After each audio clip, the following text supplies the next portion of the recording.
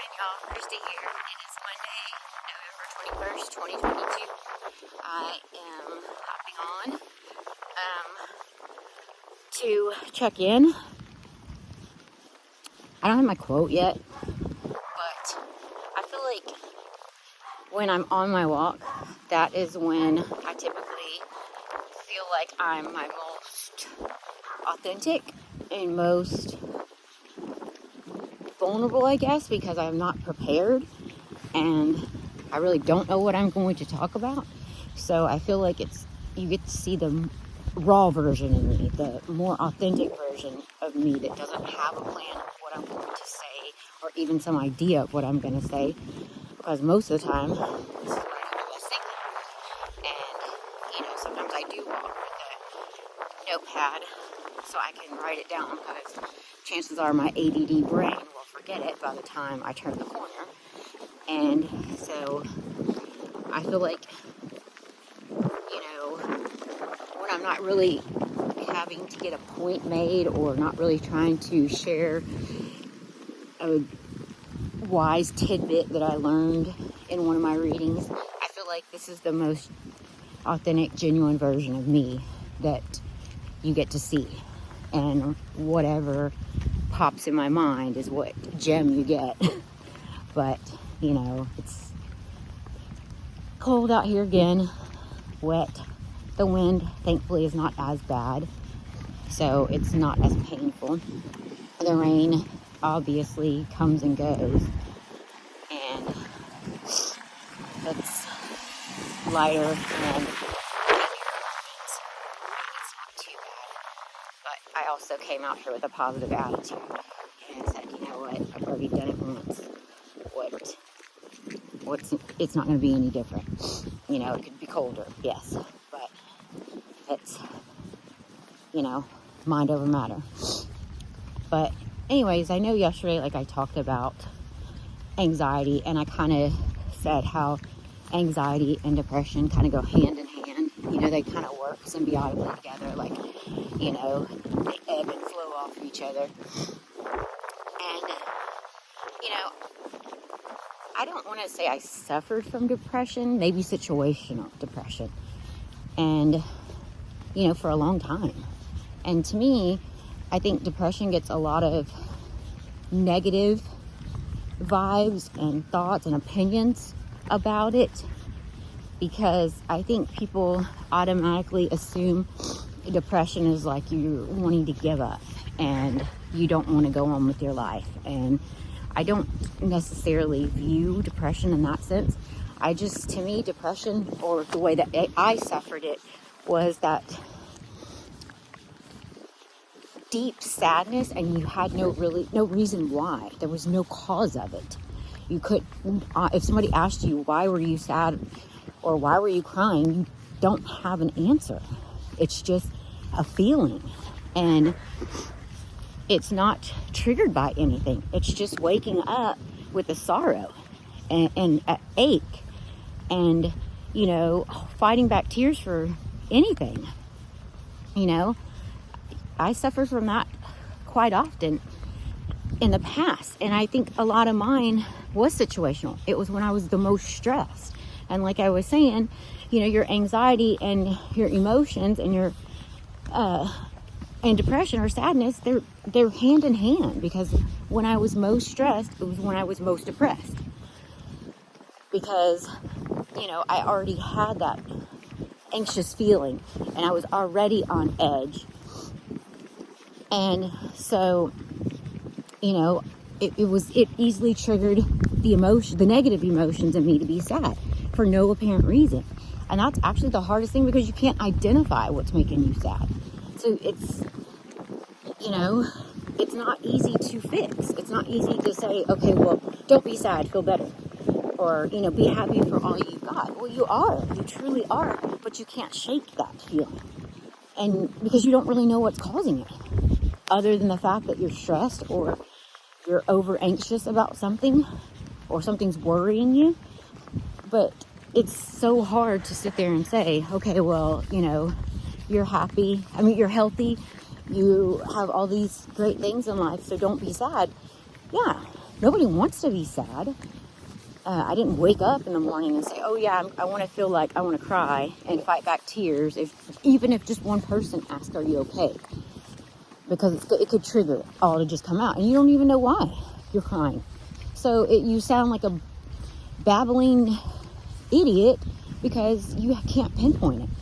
And so, me, of course, not wanting to share my emotions or show my vulnerability would be like, oh, I'm fine. It's okay. I'm just stressed. And biting your tongue so it inflicts actual physical pain so that the waterworks don't turn on. And, that's how I went through life.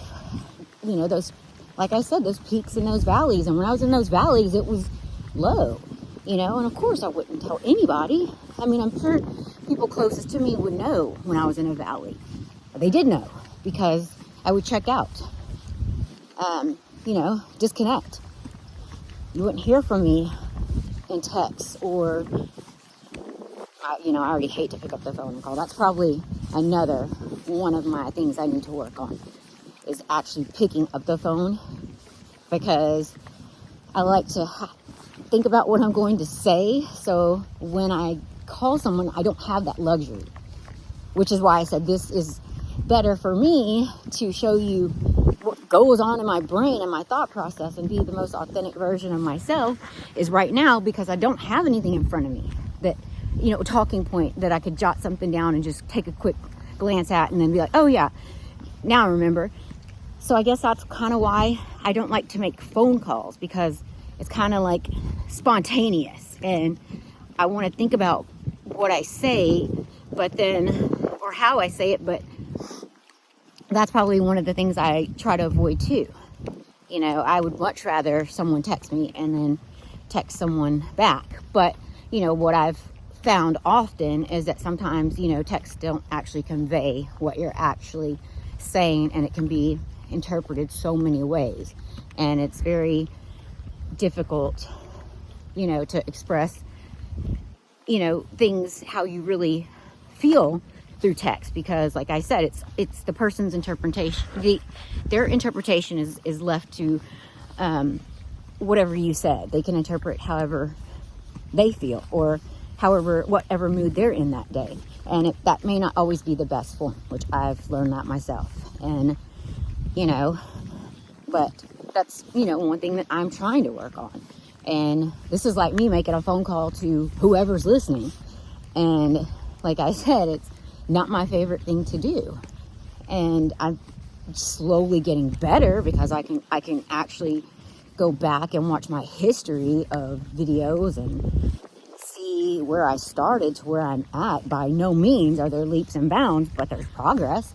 It's not the same uneasy and awkwardness, but there's still that raw, unpolished edge to it, and this is truly the rawest form of me. And like I said, I can't prepare for it. I just hit play or record, and here I go. And whatever I'm thinking about just comes out. But back to what I was saying, like with depression, I think if people are honest about it, everybody can fall victim to it. I mean, all it takes is one little situation to start the spiraling downwards. And, a lot of people like me are embarrassed. We don't want to say that something knocked us down, or I'm having a hard time getting back up, can you help? No, I would rather not do that, and I still don't, I think I used to let it get to the point where I literally couldn't function. I would rather just stay in bed, check out, not talk to anybody, and eventually get out of my valley, however long it takes. And sometimes it could take a month or two, where it's just, I would cry when I was all alone. And there was no reason. I just felt sad. But like I said, now that reflecting on it, those periods of highs and lows, I can honestly say without a doubt, It was when I was most stressed or most anxious or worried about something, when those low moments came and when I was sad for no reason. And, you know, it sucked. It was horrible because nobody likes to fake being happy. It's so hard. It's so much work to fake being happy. You know, it's living a lie. And I did that well. Maybe not as great as I thought I did, but, you know, I was good at putting on that mask. I now, you know, this journey that I've been on, I'm not allowing myself to put that mask on, you know, and I just feel.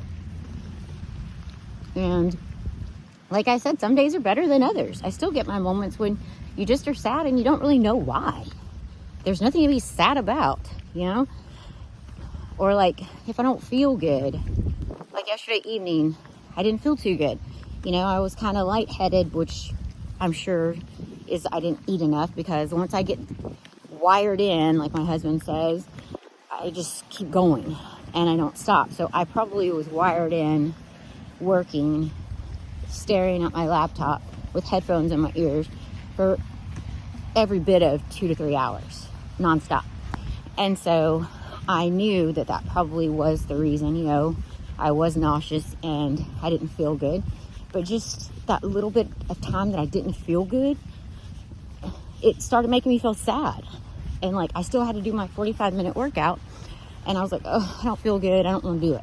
But then I was like, no, I had to sit there and have this conversation with myself mentally and say, no, you're not starting over, which, gosh, I would not do that. No, I don't want to start at day one. You know, I'm day 35 or 36, I don't know, I lose count. But I was not going to start over. I refuse to start over. There's no other option. That's just like number one priority. You know, I will get it together. And it took me, you know, probably about 30, 40 minutes before that passed. But, you know, like I shut off the computer, you know, took my headphones off and just kind of laid there quietly. And it all passed, you know. So even though I'm not stressed and I'm not anxious, that little bit of depression comes in. Not depression, but little bit of sadness comes in, you know, and you just feel like sometimes it can just overtake you and like you want to cry and you have no idea why. And I hate to cry, but you know, it's an emotion. It's a release. You know, before I used to fight it, now I just whatever. You know, because it's a way of your body releasing that emotion. And so it's okay to cry. And I do it often if I need to. But, you know, I just wanted to, you know, talk about it because nobody wants to admit that they suffer from it occasionally or all the time and for no apparent reason. But in my case, I relate it to stress and worry. And, you know, for a lot, it used to be my idea of perfectionism, having to be perfect and having to make everything perfect. And that caused a lot of depression because I felt disappointed when I didn't do the very best that I knew I could. So, you know, like I said, it goes hand in hand. But I am about to get into my driveway. Got a basketball game. Gotta go drop my daughter off. So I just wanted to hop on and give a little bit of real me. And that's pretty much it. I guess I'll type my quote in the description. But, you know, I will see y'all tomorrow.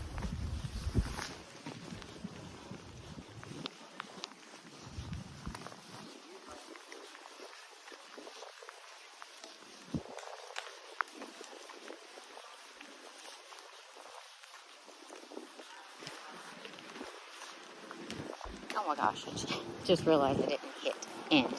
Yay, hi. Sorry you had to stare at my face. I did not hit end. Anyways, I forgot to say, I believe in you. You matter. You're important. Your happiness is important. Become a champion. You can do it. Be comfortable with the word no and be comfortable with being uncomfortable. And delete regrets, hit reset, and unleash your new mindset. I will see y'all tomorrow during my quiet time walk. All right, have a good day.